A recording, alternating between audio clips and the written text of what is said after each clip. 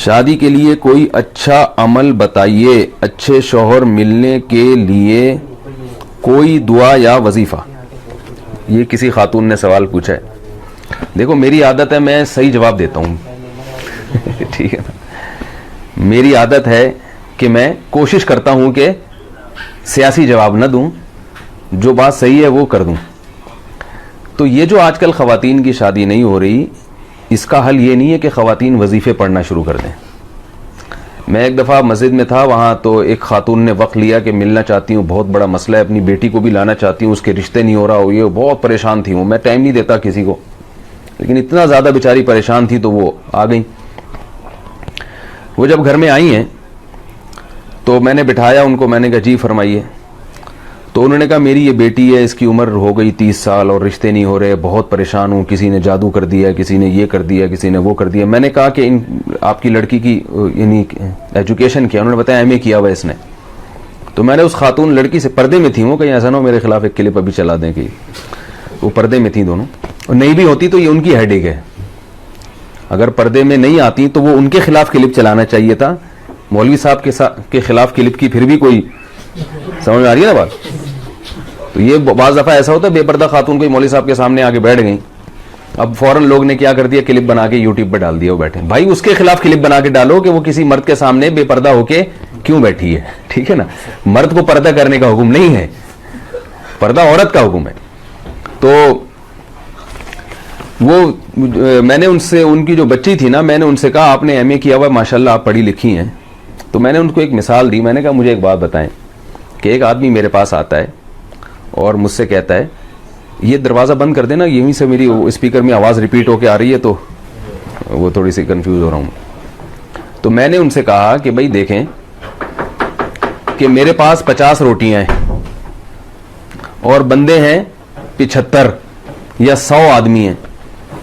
مجھے کہا جا رہا ہے, بلکہ 100 خواتین ہیں, یوں فرض کر لیں, مجھے کہا جا رہا ہے کہ یہ 50 روٹیاں 100 خواتین میں تقسیم کریں, اور اس طرح تقسیم ہو کہ ہر خاتون کے حصے میں ایک ایک روٹی آئے. بات آ رہی ہے سمجھ میں؟ ہر خاتون کے حصے میں ایک ایک روٹی آئے, کیونکہ ایک روٹی سے کم میں پیٹ نہیں بھرے گا.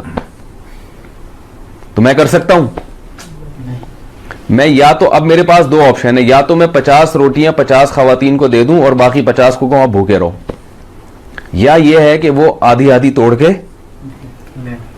کیا خیال ہے بھائی؟ ایک روٹی میں 2 خواتین, بولنے نا کوئی گورنمنٹ کی طرف سے پابندی نہیں ہے, ایک روٹی میں 2 خواتین شریک ہو جائیں. اب کیا ہے کہ میں جو اصل حل ہے وہ تو نہیں بتا رہا لوگوں کو کہ بھائی یہ ایک روٹی میں 2 خواتین شریک ہو جائیں, یہ نہیں بتا رہا میں, بلکہ میں کہہ رہا ہوں یار روٹیاں 50 ہیں اور میں جب بھی تقسیم کرتا ہوں 50 بیچاری بیٹھی ہوئی ہے, ان کو ملی نہیں رہی روٹی, تو اب میں ان کو وظیفہ بتاؤں کہ آپ ایسا کریں, سورہ مزمل 18 دفعہ پڑھیں, آپ سورہ ملک 15 دفعہ پڑھیں, آپ جو ہے تہجد میں ربنا حب لنا من ازواجنا وذریاتنا قرۃ اعین واجعلنا للمتقین اماما, یہ والی دعا 345 دفعہ پڑھیں, اور چغتائی صاحب کا رسالہ پڑھا کریں افخری, ٹھیک ہے نا, اس میں اور وظیفے ہیں. تو یہ کوئی کامن سینس کی بات ہوگی؟ بھائی ہے ہی نہیں. جب ہے ہی نہیں تو کہاں سے وہ ڈیوائڈ ہو جائے گا؟ حل یہی ہے کہ اس ایک روٹی میں 2 خواتین بولیں بھائی شریک ہو جائے. تو مسئلہ یہ ہے کہ مرد جو ہے نا, مرد ان نالائقوں نے نکاح کرنا چھوڑ دیے ہیں, دیر سے نکاح کرتے ہیں, عیاشی مردوں میں بڑھ رہی ہے. جو نکاح کرنے والے مرد ہیں وہ معاشرے میں تھوڑے ہیں. سمجھ میں آ رہی ہے بات؟ ورنہ زنا اتنا پھیل گیا ہے, دوستیوں کا ماحول اتنا زیادہ ہو گیا ہے کہ انہوں نے نکاح کرنا مردوں نے, آپ جائیں نا, میں تو جانتا ہوں 40 50 سال عمر ہو گئی نکاح نہیں کرتے. اور جو نکاح کے لائق ہیں وہ بھی سارے, یعنی جو نکاح کرنا چاہتے ہیں وہ بھی سارے نکاح کے لائق نہیں ہیں, بے روزگار ہیں, کوئی سٹا لگا رہا ہے, کوئی گٹکے کھا رہا ہے, کوئی جو ہے نا صحیح طبیعت کا آدمی نہیں ہے. جبکہ خواتین میں برائیوں کا ریشو کم ہے. چرسی ہیروئن چی عورتوں میں ہوتے ہیں مردوں میں ہوتے ہیں؟ کیا خیال ہے؟ بے روزگاری یہ عورت کے حق میں عیب نہیں ہے, مرد کے حق میں عیب ہے بے روزگار ہونا. عورت کا تو کوئی عیب نہیں ہے, تو جو بے روزگار آدمی ہے وہ بھی نکاح کے قابل نہیں ہوتا. تو تھوڑے لوگ ہیں جو نکاح کے قابل ہیں, اس لیے خواتین کے لیے رشتوں میں مشکلات پیش آ رہی ہیں. تو اس کا اصل حل وہی ہے جو بڑا کڑوا لگتا ہے لوگوں کو, کہ بھئی ایک اچھے مرد پہ ایک عورت قبضہ نہ کرے, بلکہ وہ کوئی دوسری عورت, ایک مرد جو ہے ایک سے زیادہ عورتوں کو اپنے نکاح میں لے لے جو ذمہ دار اور سمجھدار مرد ہیں, پھر وہ برابری بھی کرے, حقوق بھی کرے. بہت سے لوگ کہتے ہیں مرد ذمہ دار نہیں ہے, تو بھائی کیا سارے غیر ذمہ دار ہیں؟ کچھ تو ہوں گے نا جو ذمہ دار ہوں گے. تو یہ جیسے لڑکی والے پہلی شادی کے لیے لڑکے کو پرکھتے ہیں کہ یہ ذمہ دار ہے یا نہیں ہے, تو ایسے ہی دوسری شادی کے لیے بھی وہ پرکھ سکتے ہیں کہ یہ ذمہ داری نبھائے گا یا نہیں نبھائے گا. اور جیسے پہلی شادی میں سلیکشن میں غلطی ہو سکتی ہے, ایسے ہی دوسری میں بھی غلطی ہو سکتی ہے, لیکن اس غلطی کے ڈر سے یہ نہیں کیا جاتا کہ نکاح ہی ختم کر دیا جائے. بعض دفعہ ایسے ہوتا ہے کہ نکاح کا پیغام آیا, آپ نے خوب اچھی طرح چھان پھٹک کے دیکھا بھائی یہ بڑا ذمہ دار ہے, لیکن بعد میں کیا نکلتا ہے وہ نالائق. تو اب یہ تھوڑی کہا جاتا ہے کہ یہ نکاح کرنا ہی نہیں چاہیے, بھائی اتفاق سے غلطی ہو گئی تو اب دوبارہ تلاش کرنے کی کوشش کرتے ہیں. ایسے ہی یہ بھی ہوتا ہے کہ بعض دفعہ ایسے ہوتا ہے کہ دوسری کے لیے کسی مرد نے نکاح کا پیغام بھیجا, آپ سمجھے کہ ذمہ دار ہے, لیکن بعد میں کیا نکلا غیر ذمہ دار. تو اب اس کا یہ مطلب نہیں ہے کہ سبھی پہ فتویٰ لگا دیا جائے. تو اصل حل شریعت نے اور اسلام نے یہ بتایا جو میں عرض کر رہا ہوں. تو جب تک اس کو معاشرے میں فروغ نہیں دیں گے, خواتین کے مشکلات حل نہیں ہوں گی. آپ عربوں میں جا کے دیکھ لو, پہلے تو عربوں میں یہ تصور نہیں تھا سعودی عرب میں کہ کوئی خاتون کی عمر زیادہ ہو جائے یا وہ بیوہ ہو دوبارہ شادی نہ ہو. اب سعودی عرب میں اتنے مسائل کھڑے ہو گئے ہیں, لڑکیوں کی عمریں نکلتی چلی جا رہی ہیں. عربوں میں ایسا ہو گیا ہے, حالانکہ یہاں تو جہیز کا رواج بھی نہیں ہے. تو یہ پوری دنیا میں ایک المیہ بن چکا ہے, اس لیے کہ مردوں میں عیاشی بڑھ رہی ہے, زنا پھیل رہا ہے, لڑکیوں سے دوستیوں کا رواج بڑھ رہا ہے, طلاقوں کا ریشو بڑھتا چلا جا رہا ہے. تو ذمہ دار آدمی مارکیٹ میں کم نہیں ہے, شارٹ ہیں. مارکیٹ میں کیا ہو رہے ہیں, شارٹ بھی ہیں اور مہنگے ہوتے جا رہے ہیں. جو چیز مارکیٹ میں شارٹ ہوتی ہے وہ کیا ہوتی ہے, مہنگی ہوتی ہے. تو مہنگے ہوتے جا رہے ہیں. تو جب مہنگے ہوتے جا رہے ہیں تو ان کے نخرے بڑھے. کوئی اچھا لڑکا آپ کے خاندان میں ہو تو وہ جب لڑکی نکاح کا لڑکی کے ابا اس سے بات کریں تو وہ اتنی پنچایتیں کرتا ہے نا, مجھے لڑکی ایسی چاہیے, اگر وہ قوم بھی وہی ہو اور شکل و صورت بھی ایسی ہو اور بہت زیادہ وہ ذرا سا کھاتا پیتا لڑکا ہو نا, اگر تعلیم اچھی ہے تو اس کے نخرے دیکھیں آپ, پھر وہ کرتا ہی نہیں. تھوڑی سی بھی ٹیڑھی میڑھی لڑکی ہوگی, تھوڑا سا رنگ دبا ہوا ہوگا, ذرا سا وزن زیادہ بڑا ہوا ہے, ایک اسٹینڈرڈ بنایا ہوا ہے بھی اتنے کلو وزن ہونا چاہیے. یہ لڑکوں کی بات کر رہا ہوں. اور لڑکیاں اوٹ پٹانگ مردوں سے شادیاں کر رہی ہیں. میں نے سینکڑوں نکاح پڑھائے ہیں, آپ یہ نہ سمجھے کہ میں ہوائی باتیں کر رہا ہوں. سینکڑوں نکاح پڑھائے ہیں. بڑی اچھی اچھی خاندان کی لڑکیاں, جب نکاح پڑھاتا ہوں تو دولہا دیکھ کے میں ڈر جاتا ہوں کہ یار اس کے اتنے اچھے خاندان کی لڑکی کا نکاح اس مکھنچو سے ہو رہا ہے.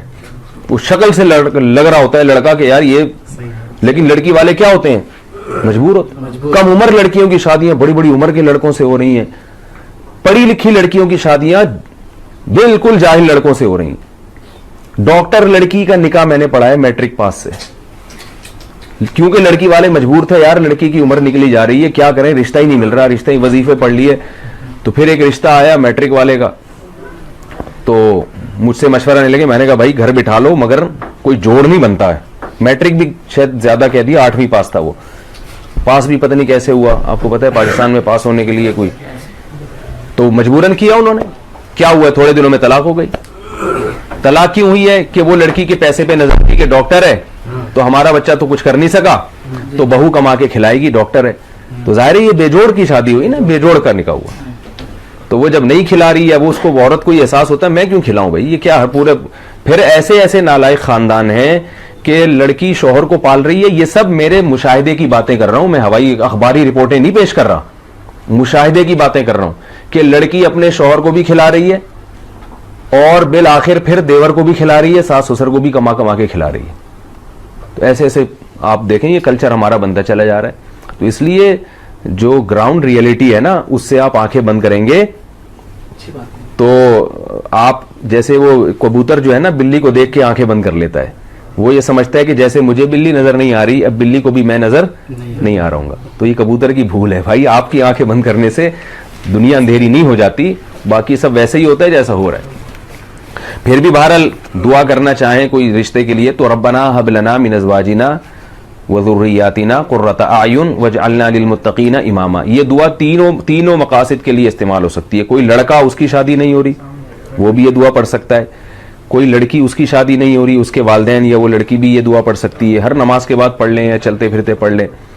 اور جس کی ہو گئی, جس بندے کی ہو گئی مگر اس کو احساس ہوا کہ نہیں ہونی چاہیے تھی, ٹھیک ہے نا, یعنی ایسی بیوی ملی بد اخلاق تو وہ بھی یہ پڑھ سکتا ہے کہ اللہ میری آنکھوں کی ٹھنڈک بنا دے اس کو. اور جس خاتون کی شادی ہو گئی وہ شوہر نالائق نکلا تو وہ بھی یہ دعا پڑھ سکتی ہے شوہر کو لائق بنانے کے لیے. پھر نکاح ہو گیا اولاد نہیں ہو رہی اس کے لیے بھی یہ دعا ہے, اور اولاد ہو گئی مگر نالائق اولاد ہے تو اس کے لیے بھی یہ دعا ہے. بڑی زبردست دعا ہے یہ, یاد کر لیں. سورہ فرقان کے آخری رکوع میں ہے ربنا, ابھی نہ دہرائیں میں صرف ترجمہ بتاتا ہوں, ربنا ہب لنا من ازواجنا, اے اللہ ہمیں ہمارے ازواج کی طرف سے. ازواج کا جو لفظ ہے یہ بیوی کے لیے بھی استعمال ہوتا ہے اور شوہر کے لیے بھی استعمال ہوتا ہے. یعنی عورت ازواج کہے گی تو شوہر کے لیے استعمال ہوگا, اور شوہر کہے گی یہ دعا مانگے گا تو کس کے لیے؟ تو اے اللہ تو ہمیں ہماری ازواج کی طرف سے قرۃ اعین, آنکھوں کی ٹھنڈک عطا فرما, اور ذریت یعنی اولاد کی طرف سے بھی. تو آنکھوں کی ٹھنڈک جبھی ہوگی نا جب بیوی ہوگی, تو یہ کنواروں کے لیے بھی ہے. اور شوہر آنکھوں کی ٹھنڈک جب بنے گا جب عورت کا شوہر ہوگا, تو یہ یعنی شوہر کی ملنے کے لیے بھی اچھی دعا ہے. اور پھر شوہر نالائق ہے تو اس کو آنکھوں کی ٹھنڈک اللہ بنا دے, اس کے لیے بھی ہے. پھر اس میں ذریات نیک یعنی اولاد کے لیے بھی ہے کہ اولاد کو بھی آنکھوں کی ٹھنڈک بنا. تو اولاد ہوگی تو آنکھوں کی ٹھنڈک بنے گی نا, تو اولاد ہونے کی بھی دعا ہے. اور اولاد اگر بگڑی ہوئی ہے جو آنکھوں کی ٹھنڈک نہیں ہے, آنکھوں میں اسے دیکھ کے مرچیں لگنا شروع ہو جاتی ہیں, ٹھیک ہے نا, ایسا نالائق اولاد ہے, تو اس کے لیے بھی ہے یہ دعا. تو اس لیے یہ سورہ فرقان کی دعا ہے, آخری رکوع میں ہے ربنا ہب لنا من ازواجنا وذریاتنا قرۃ اعین واجعلنا للمتقین اماما. اور اس میں کیا ہے, اے اللہ ہمیں متقین کا امام بنا دے. اس کا کیا مطلب, ہمارے ماتحت جتنے ہوں سب نیک پرہیزگار ہوں, کیونکہ ہر ایک کے ماتحت کوئی نہ کوئی ہوتا ہے. تو ماں باپ کے ماتحت کیا ہوتی ہے, اولاد ہوتی ہے. تو اللہ ہمیں پرہیزگاروں کا امام بنا, یعنی ہماری اولاد کو کیا بنا دے, نیک بنا دے. شوہر کہہ رہے میری زوجہ کو کیا بنا دے, نیک بنا دے. تو یہ ساری اس بڑی جامع دعا ہے, اس لیے اس دعا کو مانگنا چاہیے.